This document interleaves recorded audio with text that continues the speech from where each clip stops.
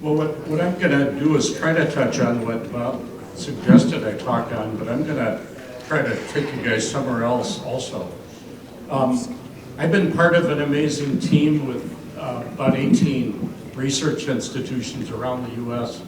and dozens of others around the world, trying to look at ways to improve soils, simultaneously looking at ways to improve climate, food nutrition, nutritional density, or whatever you want to call it, water supplies, human health, and a whole range of other things. And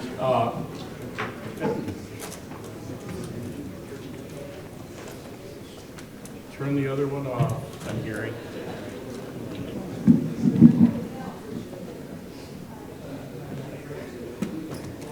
Let me make sure that I get that on. Test, is that good? Test. Test.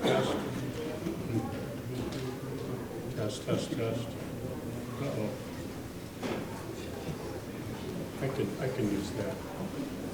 Well, I've been part of a large team from around the world trying to really comprehensively look at what's happening, including medical doctors and others, but I won't take you into the medical area because I don't know enough about it.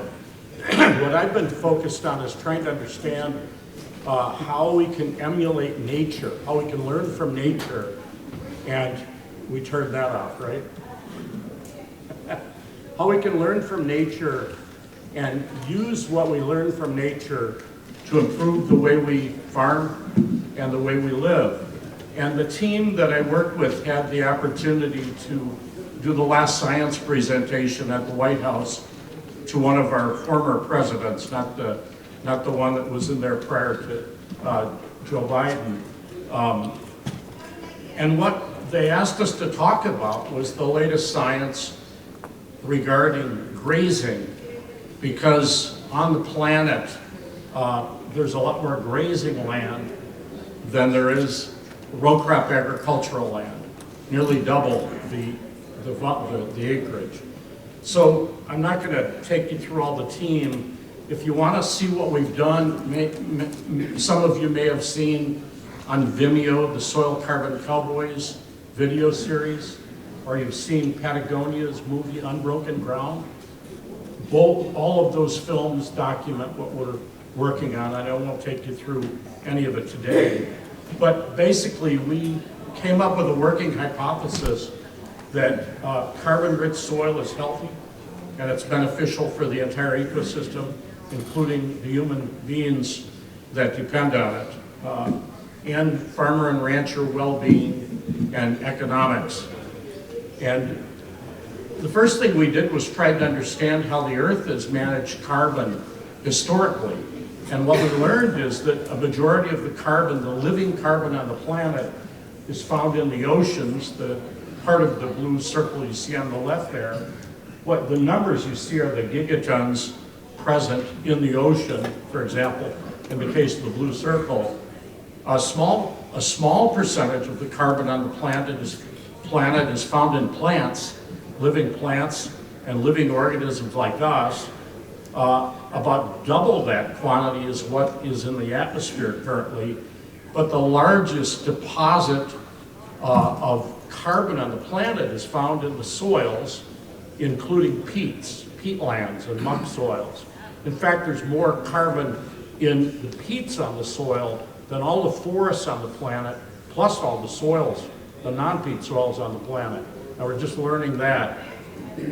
We wanted to understand what was happening at the global scale with the carbon cycle, and what we learned is that currently, of about 9 gigatons produced a year, about 4 gigatons remain excessive in the atmosphere, and the remaining are split between the ocean, what basically is soluble in the oceans, and what goes into us and our livestock and our crops and all the other biodiversity on the planet. So what we began with Shell Oil Company, they expressed interest in this. They said, well, how can we we have 100 million tons of emissions every year from producing our oil, our aviation fuel, our lubricants, and from everybody using our fuel. Our, United Airlines uses their aviation fuel. How can we begin to think about offsetting the emissions of 112 million tons of emissions a year if people are going to want to continue driving cars and diesel combines and United flying jets? So we began to have a discussion with them about taking the excessive CO2 from the atmosphere and putting it back into the soil, where a majority of that excessive CO2 came from anyways.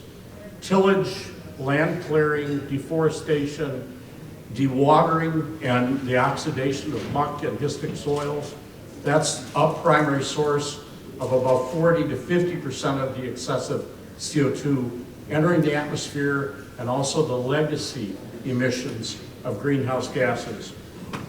It turns out when you do the math, if I had a 10-gallon bucket of soil and I had 1 teaspoon of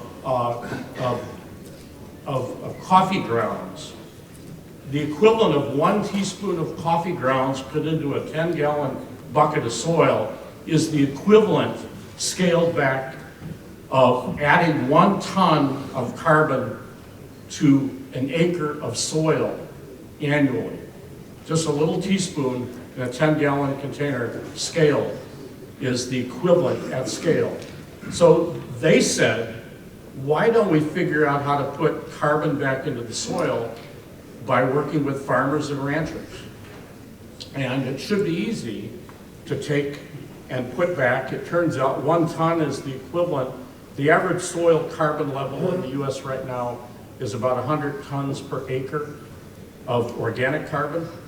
And 1 ton would be adding 1% of additional carbon per acre per year. And we all thought, well, that's achievable. If you multiply 1% or 1 ton times the 4 gigatons that are excessive in the atmosphere annually, that's 4 gigatons. And it seemed really intriguing, especially when we looked at the acreage of farmland and ranch land. It's about 6 billion hectares of grazed land, about 3 billion hectares of grazed land, and about 2.5 billion hectares of row crop ag land on the planet. And if we just got a third of that or a half of that or less able to put 1 ton back per acre per year, it intrigued Shell Oil Company. So they funded a major project to look at that possibility. Now, I'll take you through some of what we learned first, just to give you the high-level understanding. We learned that with improved grazing, which I'll define in a minute, and with low disturbance cropping, which is 1-pass no-till with a 2 to 5% surface soil disruption, as opposed to larger percentages associated with some of the older no-till trash rates and so forth. What we've learned is with the improved grazing and with the improved low disturbance cropping, significantly more carbon is going into the soil all the way down to a meter depth or deeper, and we'll talk about that.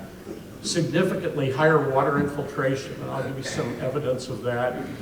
Soil nitrogen cations all the way up to the soil surface with no addition of fertilizers are significantly higher than the guy right across the fence that's fertilizing with 120 to 300 pounds of nitrogen per acre per year. The forage and the nutrient, there's more forage, and the forage has higher nutritional content, protein, carbohydrates, a whole balance of macronutrients. In the grazed environments that I'll tell you about, there's more birds, including rare grassland birds that are not present across the fence on conventionally grazed properties. There's more microbe species, and including the soil fungi.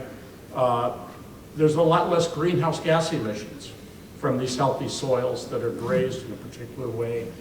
It costs less to manage these ranches that are being managed in a particular way, and these agricultural landscapes that are being managed in a particular way that I'll talk about. And based on the socioeconomic analyses done by Michigan State and several other universities, the ranches are significantly more profitable, significantly more resilient, to use the term we heard earlier today. So I'll take you through some of the examples. Adaptive multi-paddock grazing is what this improved grazing is, and it basically emulates what I've experienced following wild caribou and wildebeest around the world. I've spent a lot of time in the Arctic. I'm a bush pilot. I've spent a lot of time in the Arctic following caribou and other large herd animals, and it is remarkable to stand on a piece of property and have 50, 60, 70,000 caribou come through in a couple of days. They're gone within a few days, and all they leave is their grazing, their browsing, pressure, fecal material, and urine. And what comes as a result of that over the next 3 to 5 years, even in the cold Arctic, is this remarkable, remarkable resurgence of life. And the whole ecosystem is structured around the grazing behavior of these animals. It was here in the prairies of Iowa, and I'll tell you something about that I'm learning. So basically, adaptive multi-paddock grazing is what Dr. Richard Teague at Texas A&M called this improved grazing, and it's taking 2 to 5 times the number of livestock per unit area, running them through the property, whether it be a small paddock or a 500,000 acre ranch, running them through very quickly and allowing for a recovery period that allows the plants to come back and mature and then regraze again, or leave it as winter stockpile, it's called, and graze it the following year or during the winter. What I've been blown away by was what I've seen happen in a period of 5 years. This is a ranch in northern Mexico. I saw it, these are 2 pictures that I took. I saw it, the picture on the left, and it was a desert pavement, hard crust with cobble and pebble and sand. Very little plant life except for the shrubs that you see. Even after a rain, there was very little life. And the carbon dioxide, because the heating of the soil, the emissions of organic matter was being blown off as carbon dioxide, and water ran off the land. 5 years later, I went back to the property, and it looked exactly like what you see on the right. All they did was add 2 to 3 times the cattle.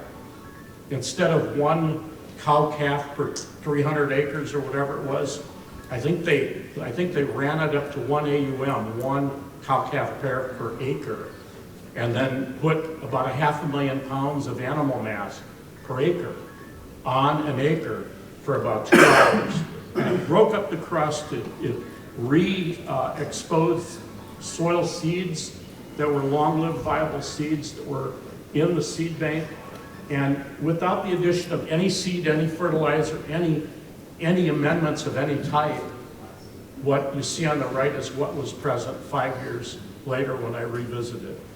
So what I've seen is this amazing opportunity to use livestock as a tool. Everything that was coming back was native species of grasses and sedges and wildflowers.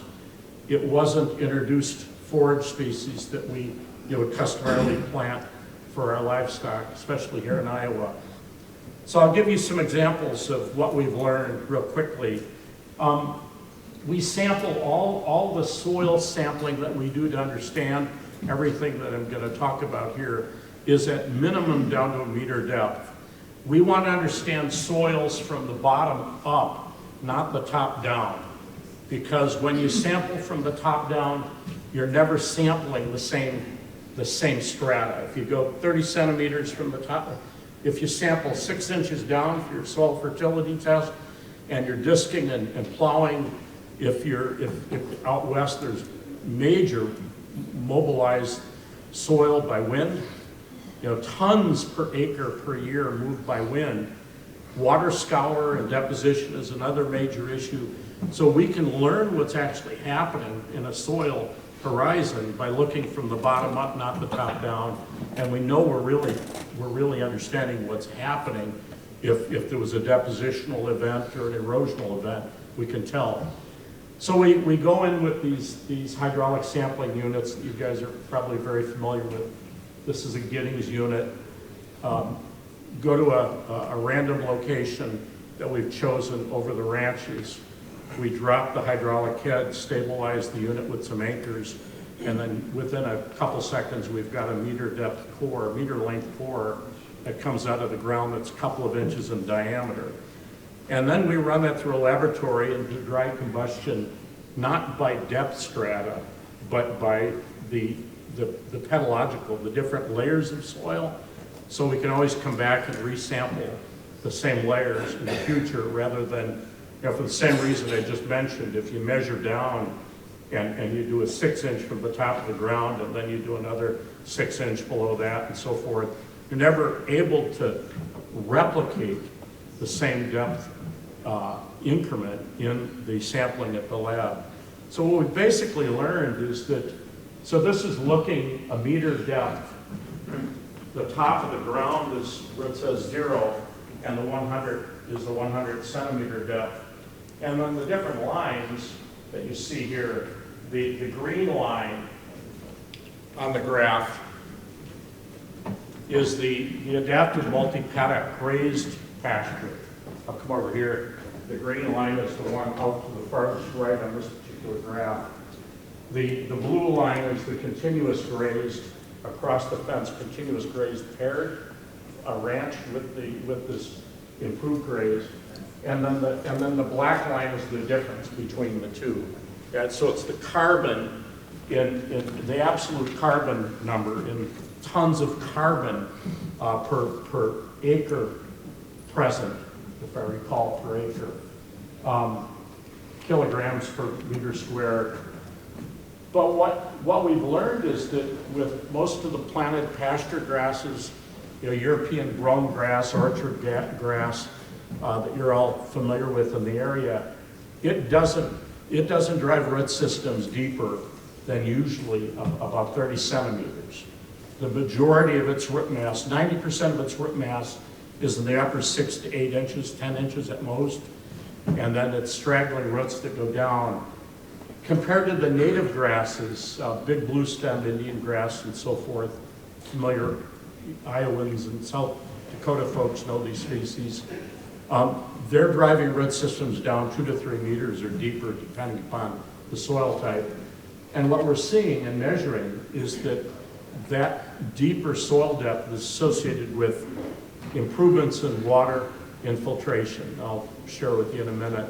Microbial mass, the actual quantity of microbes that you can weigh, increased significantly. The carbon as well. We heard about mineral-associated carbon being more stable, more recalcitrant. That develops at depth. When we do 6-inch sampling looking at carbon or nitrogen, we're not really getting a picture of what's happening and not understanding how the upper levels of the soil through the interaction with plants and microbes actually taps into the deeper layers of soil, if you want to think of it that way. Here's some of the results from one of the team members, Colorado State University's soil lab. On the right, the two bar charts that you see, what we measured was significantly more, about 9 tons after 10 years of the grazing change from continuous grazing to this adaptive multi-paddock grazing. It was about just under 10 tons of additional carbon per acre in the adaptive multi-paddock grazed paddocks compared to the conventional grazed. Now that's what the little bar chart on the right shows. And then Bob wanted me to say something about nitrogen, and this was interesting. Without any addition of nitrogen other than urine and manure waste streams from the high-density livestock moving through the area, And obviously the microbial and soil algae, nitrogen fixing blue-green algae, nostoc, for example, in the soil. What we found was roughly around 80 tons per acre per year of nitrogen being created within the soil system by the microbes and the soil algae on the adaptive multi-paddock side of the fence, and not being, well, it was 8 to 12% higher on the adaptive multi-paddock side of the fence, which was equivalent of about 80 pounds per acre of additional nitrogen. And that has some economic value that you all know about. That's changing with fertilizer prices, but that's pretty remarkable to see this system adapting and creating its own nitrogen, which is what the prairie and the native ecosystems have done for eons. Visually, here's what the soils look like on both sides of the fence, just to give you a thumbnail. On the right, you can see the adaptive multi-paddock raised, and on the left, it's two brothers on this particular ranch. One brother has said, screw it, I'm not changing. This is the way Grandpa did it, and I'm gonna keep grazing the way Grandpa did it. And then the other brother's saying, oh, okay, you're a dinosaur. I'm going to change and adopting this technique. And this is just one example that you can visually see of the change in the soil profile within 1 decade. Water infiltration is pretty remarkable. So using the exact same example from the exact same farm, the adaptive multi-paddock raised side of the fence, after 10 years, had an additional 11 inches per hour of infiltration. So we use an automated infiltrometer unit, not one of the old ring infiltrometers like we heard about kind of earlier today. This is a pressure cooker, like from your kitchen, that you invert and plug into the soil. It fully saturates the soil column down to a meter within about a half an hour when it's setting up. So all the tests are done with full saturation. And then you run the infiltration test under full saturation. So in a heavy clay soil, to have an 11-inch per hour infiltration rate is unbelievable. But what blew me away even more so was to be able to push a half an inch per hour of additional water in a sandy soil. And I thought sandy soils are so infiltratively fast, it would be impossible to put more water in. So if you multiply, you all know what an acre foot is? It's about 330,000 gallons of water. An acre inch is 1/12 of that. If you take 11 inches per hour and convert that into acre feet, if you want to do that, it's almost an acre foot. That is an incredible volume of water that infiltrates over a large landscape and completely reshapes the downstream watershed, the stream, the fluvial systems. Everything changes with that sort of infiltration. Springs start reappearing. Water availability in the soil system is real. Yes, sir. Did the two brothers stay with, was that growing pasture, or did a lot of them change? Was that the same type of grass on both sides? Exactly the same. Yeah, it was, father died, bequested the farm to the two brothers, two sons, and they didn't do anything except change the cattle grazing, which blew me away. You can see this in the Soil Carbon Cowboys videos that film producer Peter Bick produced with us. I got a question. Please. On slide or two before this one, you said that it brought the nitrogen level up to Yes, sir. 80 ton. Did you mean 80 pounds per acre? Oh, I did, yeah, 80 pounds per acre. Okay. Yeah, per year. What did I say? That makes more sense, yeah. I was reading it, 0.04 tons per acre per year is what we measured as the improvement, which is the equivalent of 80 pounds per acre. I misspoke, I apologize. Yeah, an 8 to 12% increase on the AMP side of the fence compared to the paired continuous graze side of the fence. Okay. Sorry about that. Let me keep going here. I'm very humbly learning about microbes. I was trained in microbiology back in the 70s at the University of Illinois, but there's so much that is new. In fact, I think you can consolidate the course, 2 courses I had, into the first week introductory sort of program for the classes that students are taking now. What we've learned through this process is that 90% of the soil function is mediated completely by the microbes and soil fungi. And they work with the plant systems and work with each other like we've heard here today. So how we manage plants in these rangelands and agricultural lands is critical because without the microbes, as we're all becoming very aware, or without the right microbes, we're in trouble. Some of the microbial data was remarkable to me.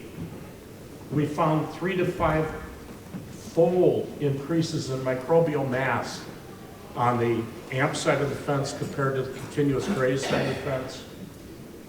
There was Dr. David Johnson from New Mexico State did in situ respiration measurements. Most people that do soil respiration collect samples, take it to the lab, dry it down, and then they resaturate it, add a little shot of glucose, and then they measure respiration.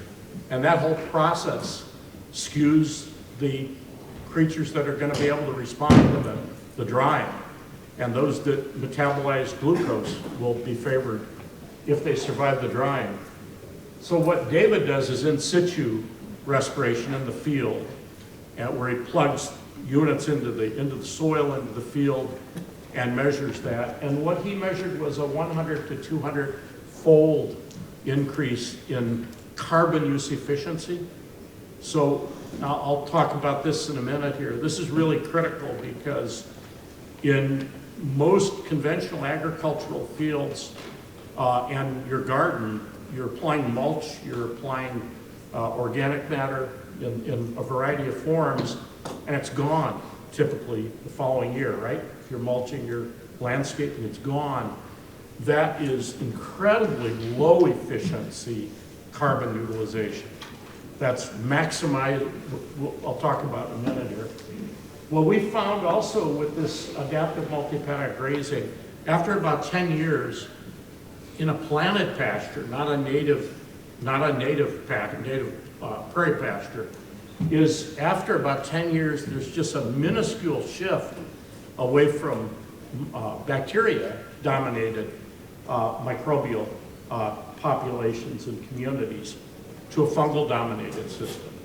That it seems to take quite a long time for that shift to occur. It seems to occur much faster where the native plant species and intact sods are present. In fact, it occurs very quickly in some of the native sods. We found, I don't believe that we have found any of the soil, the 3,000 or 4,000 named species of fungi and bacteria and arachne and soil algae.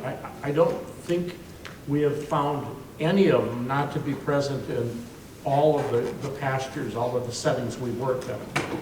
They seem to be omnipresent. It's a matter of abundance and proportions is what we're learning about.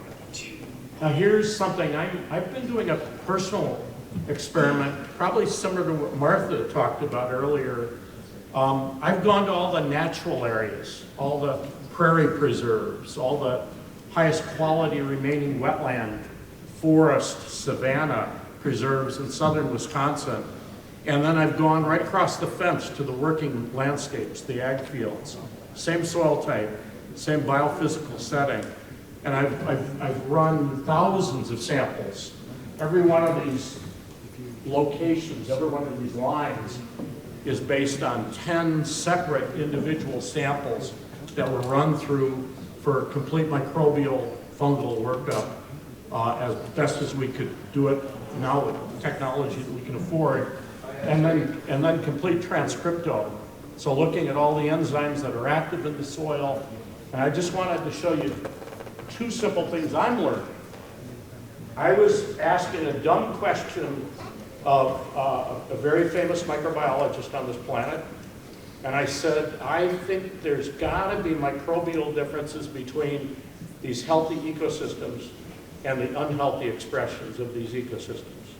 And she said, oh, well, how are you going to test that?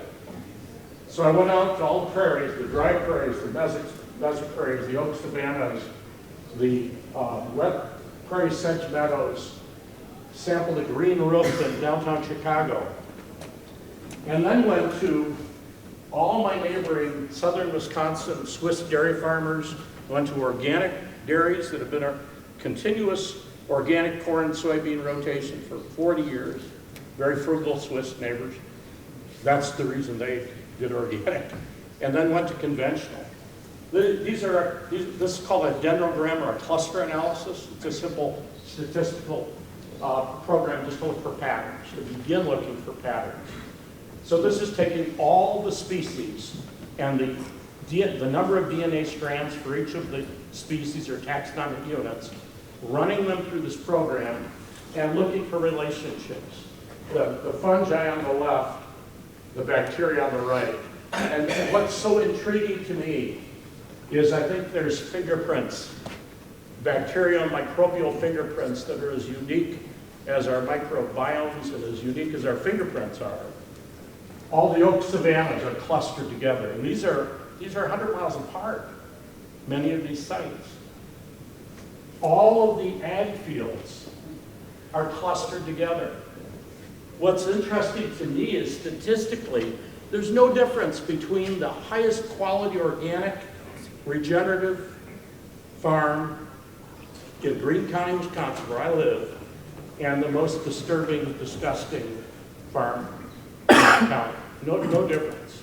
Same soil types, just a different. So I tried to standardize for soil type and slope and aspect, and then each of these is a mean of 10 individual samples sent through a lab. So 420 is 16S and 18S samples through a lab.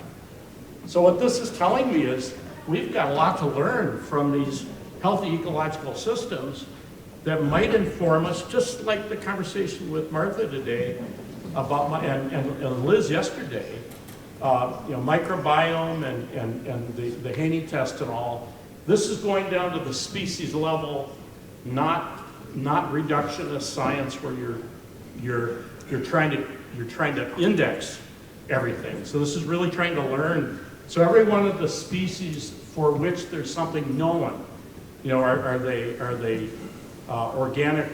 Are they metal accumulators? Are they nitrogen oxidizers?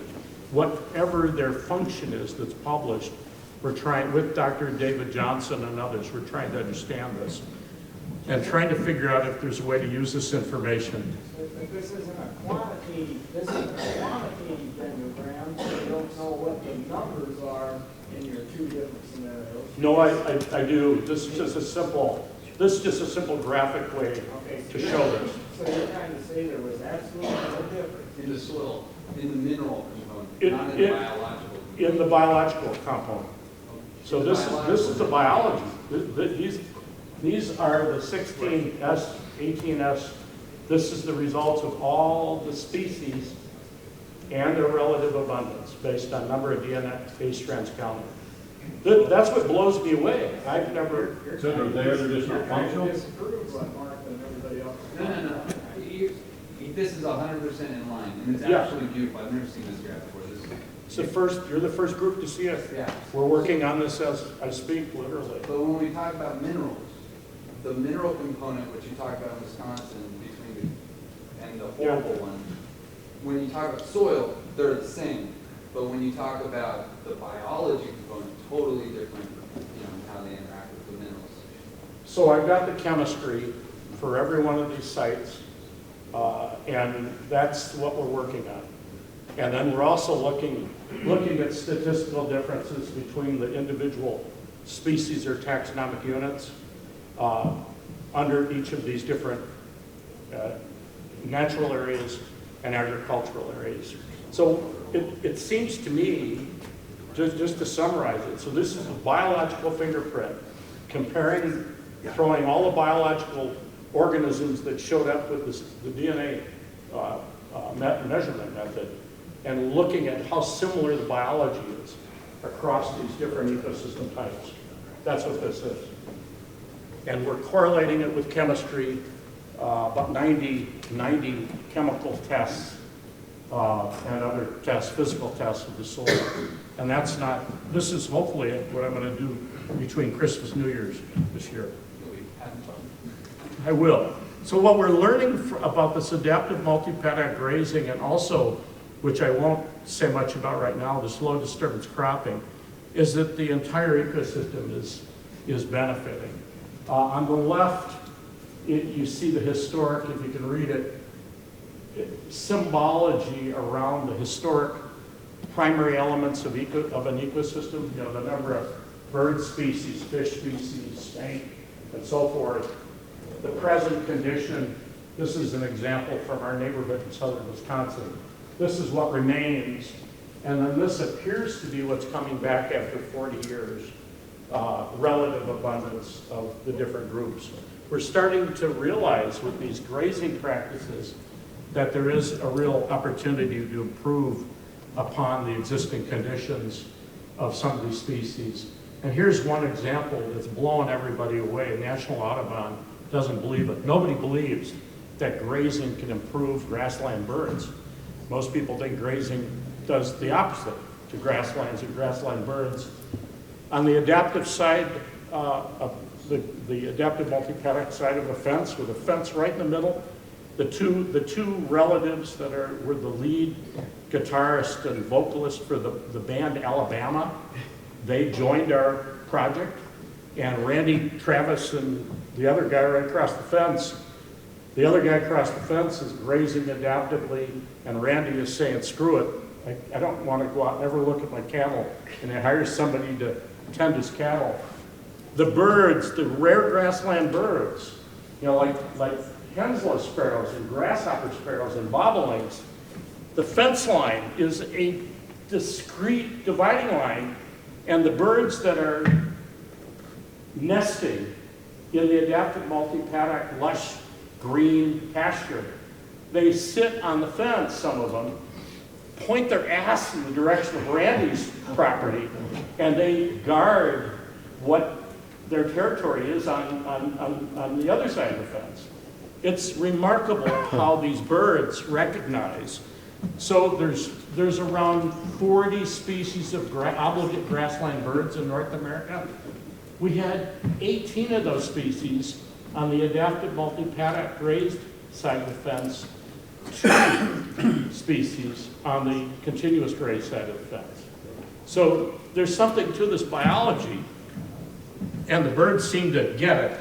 Or how about ecology? You got some cow manure on the Exactly. one side, and so we went on my wife and I went on a pasture walk near Lansing, Iowa, it's northeast Iowa. Oh, yeah. With an ornithologist there from Iowa University. And there were all sorts of CRP acres around the guy that was using rotational grazing.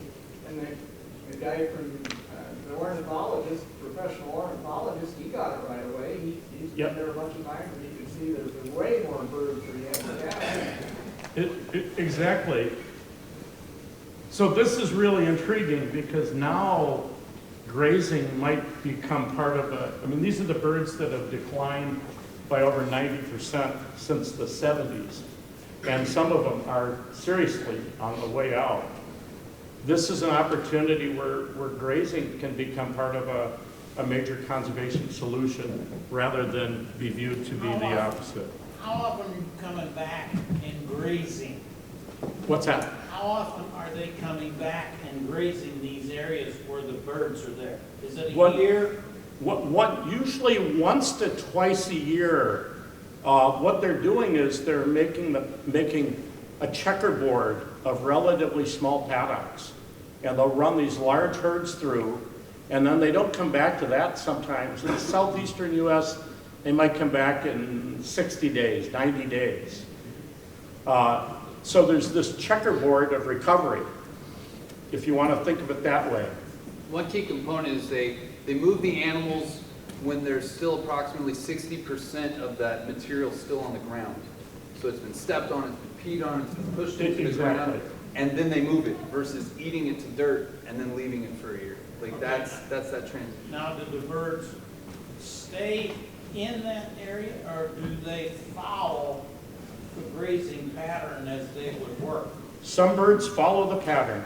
So upland plovers or upland sandpipers that need a short-term nibble down, not lawn-like, but a much lower stature plant material.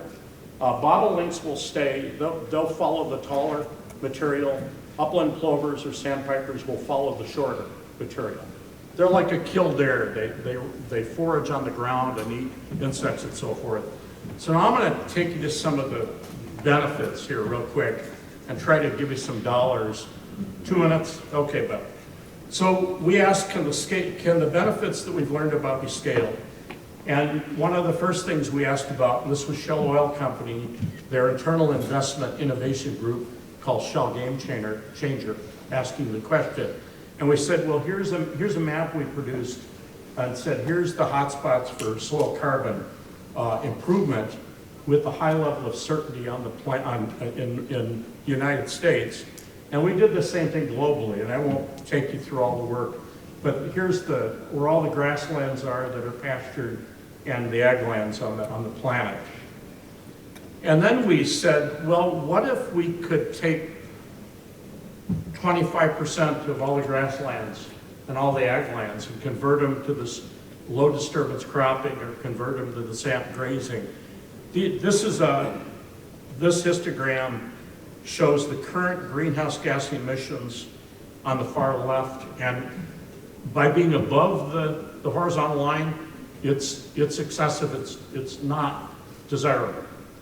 As soon as we switched 25% of the land base to this grazing and cropping, the emissions went below the line. Not all of them, but nearly so. If we did what IPCC suggests and reduce ruminants on the planet by 30%, nothing happens. That's the reduced ruminant example. And then we just said, well, what if 50% conversion occurred? And you can see that these appear to be two important solutions to take seriously, but there's another reason for that. Why we should take it seriously is because it truly can add or create new revenue for farmers and ranchers. So what we're doing is we wrote the globally approved Vera VM0021, which is the globally approved method for measuring and bringing soil carbon into the carbon markets from agricultural land and restored landscape. We wrote it in 2012 with about 30 of the top soil carbon scientists on the planet. And what we're doing now is we're bringing carbon projects to market. So the difference between the declining curve you see going down, that's typical conventional row crop corn, soybean. They're losing soil organic carbon, about 2 tons of organic carbon per acre per year on average over large landscapes. And what we've been able to demonstrate with the low disturbance cropping, I'm switching to cropping now with this one example, is we are absolutely in a number of crop rotations with different fertilizer formulations and changes, we're increasing carbon at an average of about 2 tons of carbon per acre per year. And if you add the loss, the difference between those two curves, the loss plus the gain is what we can take to the carbon market. And I'm proud to announce that last week we did a 150,000 ton carbon trade with 17 ranchers, and it sold for more than $21 a ton. And we now have another deal that we're working on that's about 1 million tons, and another deal we're working on that's about 5 million tons. So because we're measuring, robustly measuring, and what's being transacted is absolute measured change in carbon down to a meter depth, not modeled, not indigo ag and the hocus pocus stuff you've gotten from Bear in your mailbox. Like we farm, we've gotten that from Bear 50 times this year, I think. This is actually based on measurement, not modeling. And that is quite rewarding to the farmers that are participating. So I think with that, Bob, I'll shut up. Very good.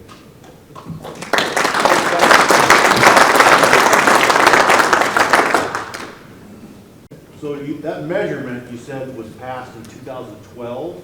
That was when it was approved, yeah.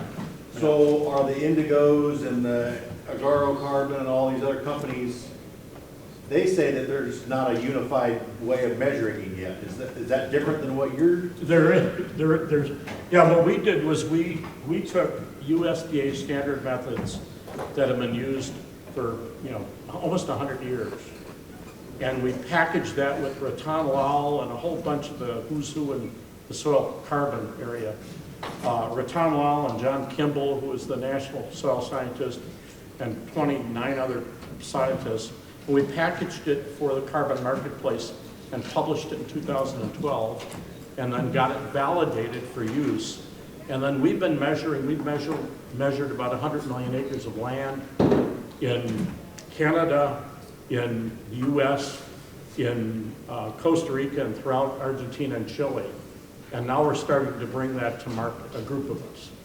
So, and the farmers and ranchers are benefiting, some of them are getting, $40 per acre per year with nothing except the paperwork that we and others have done. Some of them are getting $200 per acre per year, which is, more profitable than corn, according to them. So we're trying to change the market by using the science, not just doing science for the sake of trying to change people's behaviors so the soil and the ecosystems and our lives can benefit, and money's the lubricant. So, Thank you.